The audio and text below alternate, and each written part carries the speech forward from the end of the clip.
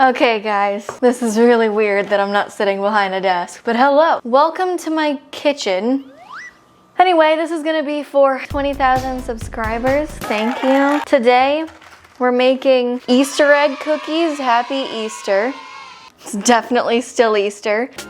We're gonna answer some questions. We're gonna decorate some I wanted to decorate the cookies like this. Then I realized I didn't have frosting. But luckily for us, there is a frosting recipe on the back. 1/3 cup of butter, softened. Check, we got our flaccid butter right there. 2 cups of powdered sugar. Check. 1/2 teaspoon of vanilla. Fuck vanilla. Fucking overpriced liquid. 1 to 2 tablespoons of milk.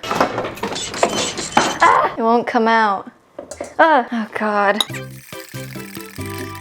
So I asked these questions on my Patreon, so thank you to my patrons for financially supporting me and this channel. Not this channel, but my main channel. Thanks. So IU asks, who's your favorite patron and why is it me? The next question is, have you always wanted to do YouTube full-time? 2 cups of powdered sugar, holy fuck.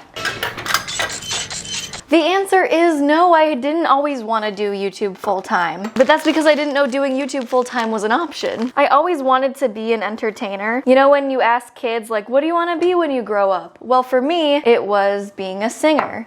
I wanted to be a famous singer, okay? I wanted to be like Lady Gaga.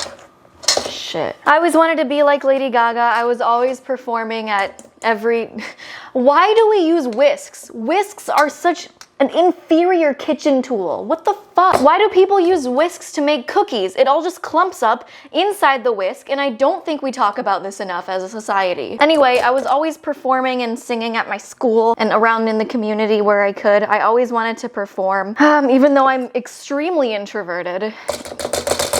I just always liked that form of expressing myself. So no matter what I did in life, I always knew that I wanted to entertain. So I guess if you're asking me this question now in 2022, yes, I would love to be a full-time YouTuber. The next question is, what song are you most proud of? And do you ever plan to release an album? So for those of you that don't know, I do music. I make music. I would say my favorite song that I've written in terms of lyrics and not like production-wise alone, a song that I've released is Dog Days. Usually a lot of the topics around my music are around like friendships and not really like love. I don't know. 1, 2. And do I ever plan to release an album? Not soon. Honestly, I think full-length albums are kind of a waste of time for independent artists like myself. I think it's much more effective for smaller artists like me to release short EPs and short projects. It keeps fans engaged longer because you can space out the music, create more hype around it. This is interesting. The consistency of this is questionable. Oh yeah. Ew. Should we give it a taste? Next question is, why the f is it opening Photoshop? F off. Don't open Photoshop, you f***ing idiot. What is your favorite old school RuneScape song? Sea Shanty 2. Next question. What is your favorite music album that you like to listen to all the way through? I would say off the top of my head, Take Off Your Pants and Jacket by Blink-182. Or the Third Eye Blind self-titled album is also a really good one. I think we can put these eggs in the oven. What's your favorite game soundtrack? I would say anything from The Legend of Zelda, but I guess if you want to be more specific than that, Breath of the Wild. I know, it's a phase. What is the best gum flavor and what is your favorite fruit to freeze? I actually don't eat gum. I don't eat gum anymore.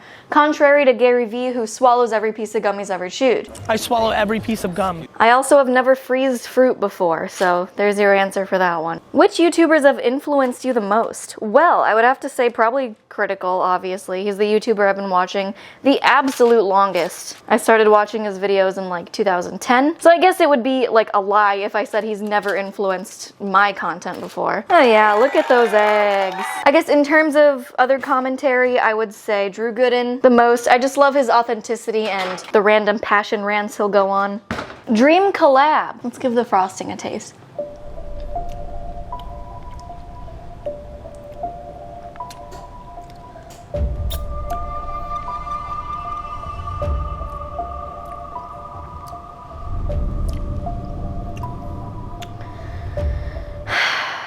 It's really buttery. Okay. Maybe a little more sugar will help. So I was literally so disgusted with the frosting that I just completely forgot to answer the question. My dream collab would be Kit Boga. Hit me up.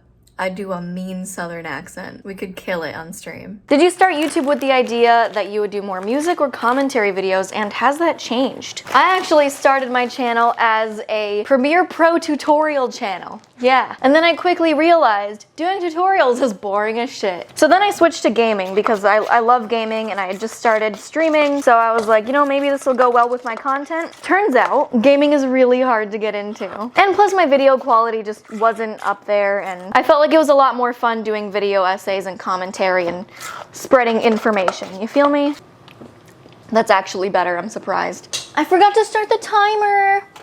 Oh God, I hope it's 7 minutes left. What advice would you have given yourself 5 years ago? I spent so long 5 years ago just putting other people's work before my own, and like, obviously, because I need money, it was for my job. But I was doing freelance 5 years ago. What the hell was 5 years ago? 2017? Fuck school, do YouTube.